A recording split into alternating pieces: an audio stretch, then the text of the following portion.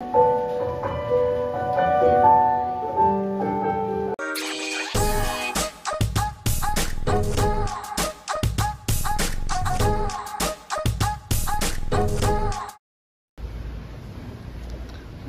to Azuri.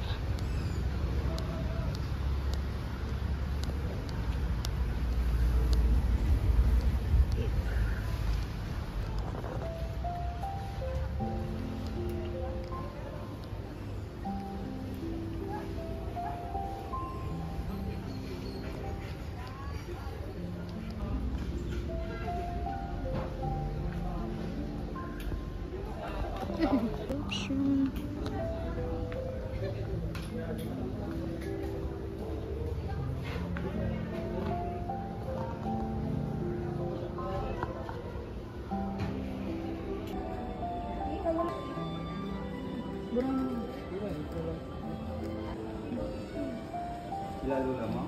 Hindi ko alam si nanay.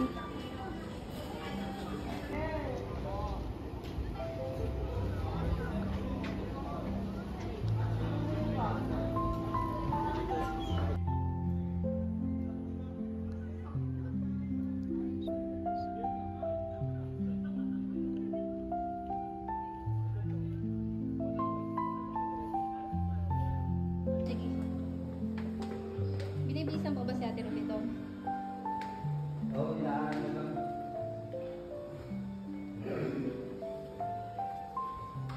Our groom and bride, proceed po tayo dun sa ating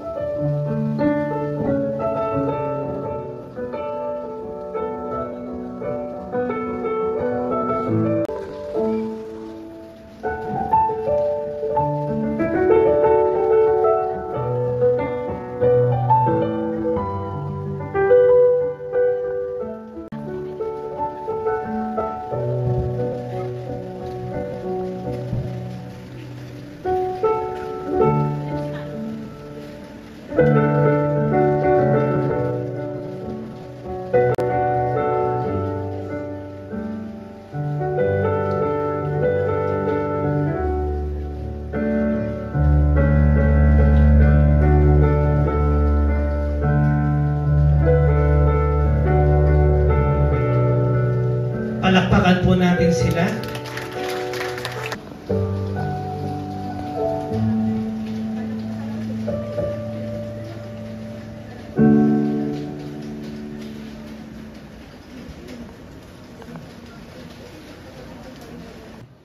Ang sino mang nagdanais na pumasok sa tipanan ito ay dapat mag-isip ng mabuti, ng may paggalang kahinahon babaeng ito upang maging asawa, mamuhay na magkasama ayon sa itinakda ng matrimonyo.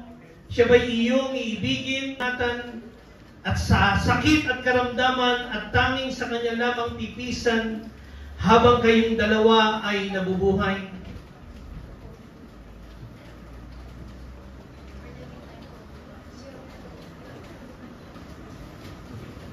Ikaw rin, idos mo koino, tinatanggap mo ba ang lalaking ito sugan at tanging sa kanya lamang pipisan habang kayong dalawa ay nabubuhay? Opo. Kung gayon, hilingin po natin ang basbas ng makapangyarihang Diyos. Tayo po ay manalangin. Ama namin, ang iyong pagpapala, Panginoon, sa kanilang buhay. Iingatan mo sila, Panginoon. Sasamahan mo sila, Panginoon, o Diyos, sa kanila pong pagsasama. Panginoon, kami po'y nagpapasalamat sa magkasintahang ito, Lord, upang idulog, Panginoon, ang kanilang pagmamahalan sa iyong banal na trono. Pagpalain mo sila, aming Diyos. Marami pong salamat sa pangalan ni Jesus. Amen at Amen. Pwede na po tayong maupo. Kompleto yung maraming rigid.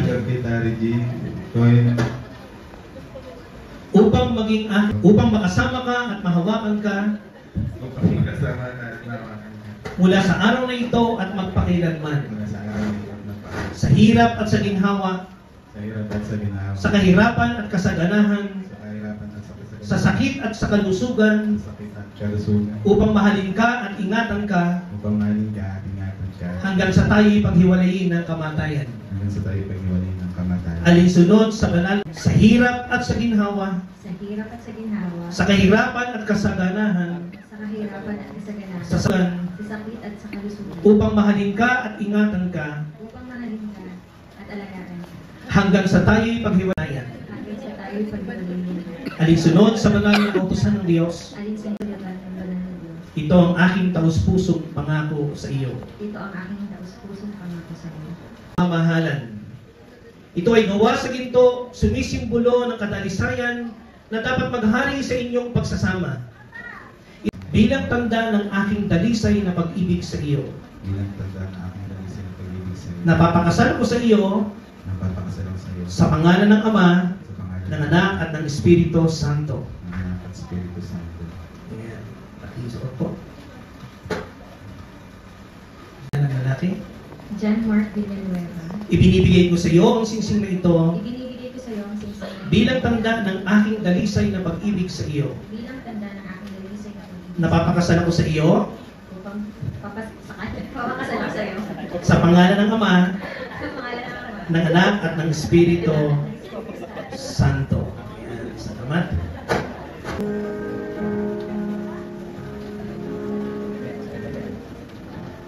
Ang kordon po, hindi po yan isang lubid nasasaktan at nahihirapan sa buhay ay gagamitin natin pang piktik ng ating buhay. Ano po?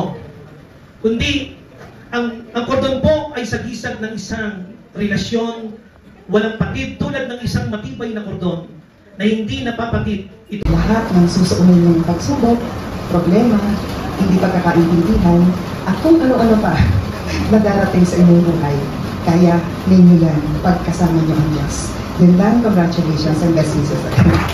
Sana habang buhay kayo magmamahalan at hindi kayo mag-aaway. Kaya tulad namin ng mga kapatid. Mabait din naman kayo, Mark. Kaya sila mabait din naman. Sana nga. wala namang problema pag-usapan niyo bago kayo matulog. Huwag niyo antayin na magbukas. Maayos bago kayo para pagising sa umaga. Nagiging okay na. Yan lang po. Salamat po. Papasalamat ako kay Tatay Rene, kay Nanay Jeglek na nung nagpaalam ako para mag-propose kay andun yung pagpahal po ninyo. Maraming salamat po. Gaya din sa mga magulang ko, daw si mama lang talaga ito sa'yo. Kasi hindi po masyado pala kwento sa papa. Salamat kasi alam ko, lagi kayo pag umihaw, iyak. na akin, ano man yung decision ko. So maraming salamat kasi sa kayo sa pinangugutan ko ng lakas ng loob kung nasaan man ako ngayon. Yan. Buong karangalan kong ipinakikilala sa inyong lahat ang bagong kasal na sina Ginoo at Ginang Martian and Regine Villanueva. Maaari mo nang halikan ang iyong asawa.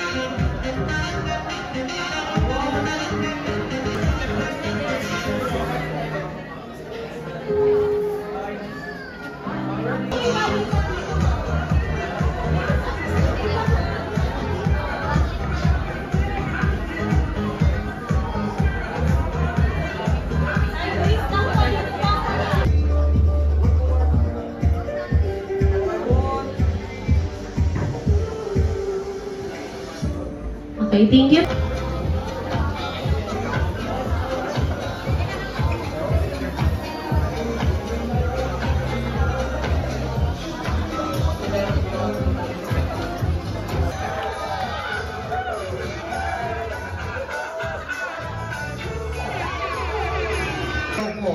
Alright, ladies and gentlemen, my real name is Mr. Melvin Anthony Sang. And all of our most precious entourage. So please all stand, tayo na yung entourage natin. Pipila na po tayo doon. Alright, hello! Ito, umaga pa lang nakikita ko na sila dito eh. Ang ganda ng aura, I love the smile, the positivity within your heart, showing to everybody. So how does it feel being the mother, the father of the bride? Nag-resign na po. Nagtatrabaho. Sa anong particular na kumpanya, anong posisyon? Maintenance. Maintenance, oo. Importante po ang mga maintenance. Saan po kayo nag-maintenance? Hospital, paaralan, sa kondo, oo. Ano ang mga karaniwang tinatawag ng mga tenant na nagiging problema po sa kondo? Ang mga kapitbahay na? Chismo. Ano bang itong kasalang ito ay isa sa pinakamasayang alaala sa buhay ng iyong anak? Masaya. Oh, first time mo may kinasal. May anak pa po ba kayo bukod sa groom? Meron. May babae po o lalaki? Lalaki. Maaari po bang tumayo kung nandirito man po yung lalaki na yon? Nandirito po ba? Nandun. Nasa labas. Oo. Ano po gusto nyo sabihin sa lahat ng tao na nandirito po? And what would be your thank you message to all the people who's been here? Pasalamat sa lahat na matin dito sa... Ayun po ba yung anak po ninyo? Ayun, bata pa, no? Oo, bata pa eh. What would be your thank you message to all the guests? Si Mami parang magaling, no? Parang mabuka si Mami. Ano gusto niyo sabihin po? Pasasalamat sa lahat ng tao, Mami. Ayun, your thank you message to each and every one. Sa lahat, sa mga kaibigan, salamat sa lahat na umaten. Salamat sa aksaya nyo ng oras para dumalo sa kasal ng anak. Hindi sukat, hindi ko ma-explain yung kasayahan, yung how grateful you are. The words can probably describe. Masaya, hindi ko ma-explain yung saya, yung parang may harap lungkot. Yung saya, parang gano'n. Naabot na anak ko yung pangarap niya na ganito. Naabot sa hirap na dinadaanan namin mag-asawa. Narating niya din yung ganitong event na pangarap niya sa buhay. Kaya salamat sa lahat na nakasaksi, lahat ng mga kapatid ko, nandito. Thank you sa lahat, sa mga Ninong at Nina. Ninong at Ninang, kina Pastor, sa lahat ng mga kaibigan. Thank you sa lahat. Maraming salamat po. Ito ay isang masayang okasyon sa buhay ng iyong anak. Anong okasyon meron tayo ngayon, ma'am? Siyempre, isang dibdib na Pag-iisang ikinasal. Oo. Ehemplo, pagdating sa larangan ng tunay at tapat na pagmamahalan at para magampanan din po ng magulang ni Grom ang ganitong kasaysayang kaisipan ng mga Pilipino, kailangan po magkikis din po ang parents ni Grom.